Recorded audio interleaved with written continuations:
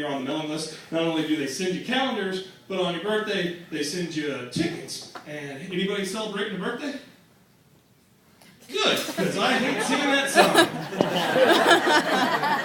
I do, because on that day, you're self-righteous, and I think you should die. I'm special, look at me, I got a hat. I never got a hat, so I'm a little bitter. I apologize. Got a cake, but it was a mayonnaise cake. Anybody have one of those? Yeah, not good. My parents hated me.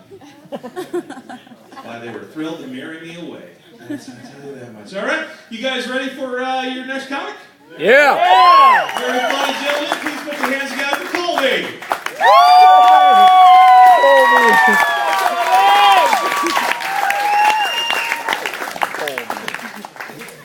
Thanks for coming out. So, the most common question I come across when I meet a new person is, where are you from? Oregon! That's a pretty simple question, right? Hell no. In fact, I really freaking hate this question, and it bothered me so much that when I was in college, I actually wrote my senior thesis on it. No joke. The name of it was The Long Story of Where I'm From. And sometimes when I meet people, I feel like I just need to hand it to them. Here, read this, come back in 2 weeks, then we'll chat. My mother's from Ghana. My father's from Trinidad and Tobago. I was born in Germany, and I live in Austin, Texas. Sometimes I feel as though God was playing darts with the world map when he decided to make my story. And so when I talk to people, and I'm confused about this question, they're like, well, where you're from is where you're born. So then that makes me German. I don't know about you guys, but I think that might throw a couple of people off.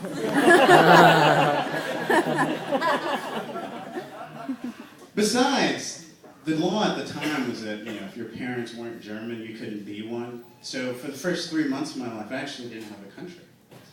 So after that, we moved to Africa. And about 6 months later, we came to America as fast as we could. So my real name is Kwabena Adabanka Aki.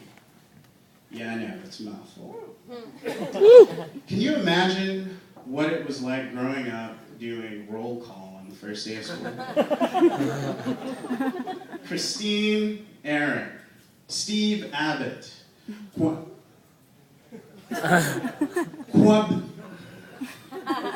And so the first thing I'm thinking is, why are they hiring teachers with speech impediments? And then after a couple of failed attempts and nervous breathing, I just raised my hand. I'm like, just call me Koby. But I have problems with that name too, right? You have the city in Japan, you have the beef, and you have the famous basketball player. And so everyone who knows that I'm black, when they meet me, I want to make some silly joke as to, you're some kind of slam dunk giant or almost convicted rapist. And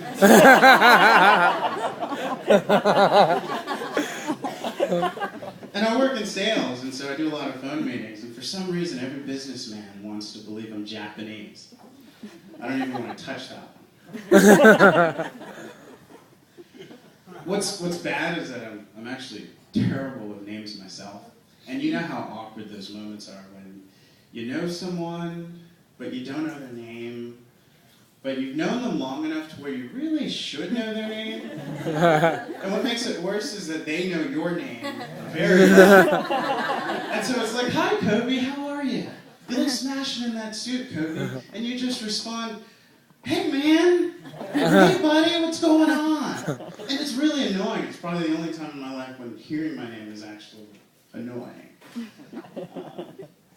Ever do that 3-person introduction, awkward shuffle where you know 2 people that don't know each other, but you stall the introduction of names because you forgot them. And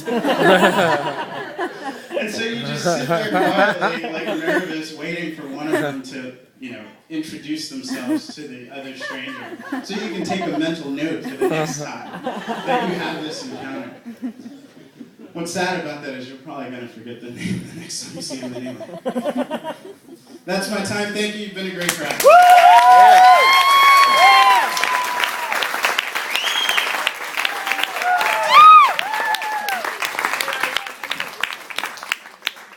All right, to bring up your next comment, please put your hands together for Eric Summers.